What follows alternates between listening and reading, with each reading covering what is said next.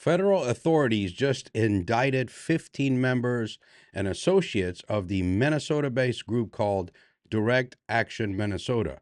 It's also referred to as DAM, for running a coordinated campaign of surveillance, harassment, obstruction, and physical attack against federal law enforcement officers. This was an organized operation with training events, encrypted communication, surveillance databases, and street teams deployed like a paramilitary unit. The feds say DAM is a direct action organization with documented ties to Antifa affinity groups in Minneapolis.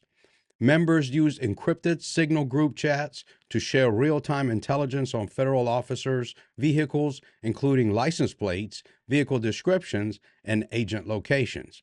They built and maintained searchable databases of federal vehicles and used that intelligence to deploy street teams they called commuters who followed, surveilled, and confronted federal officers in the field. On January 23rd and March 1st, DAM shut down operations at a federal building in Minneapolis using hard blockades made of vehicles, flipped trailers, and metal anti-vehicle obstacles, and soft blockades made from homemade shields used to physically push through lines of officers. Member Natasha Rakutz was caught on camera deliberately ramming her vehicle into a federal agent's government-issued car. Member William Morgan showed up to an active federal operation, knocked an agent's notes out of his hands, and kicked the government vehicle, causing dents. Member Kyle Wagner posted videos on Instagram wearing a bulletproof vest, calling on followers to get their guns and show up. Member Isaac Saint traveled to Seattle to teach other groups how to build rapid response networks, run surveillance databases, and deploy commuter teams. Member Cullum Robinette and Cameron Kennedy conducted similar training events in Ann Arbor and Chicago as a part of what they called an anarchist speaking tour.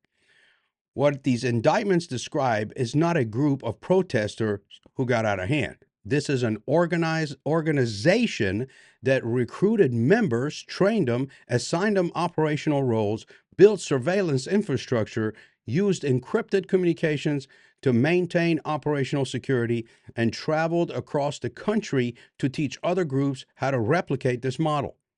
This is a radicalization and indoctrination pipeline operating in plain sight. Members posted their ideology openly on Facebook and Instagram. They recruited through social media. They coordinated through encrypted apps.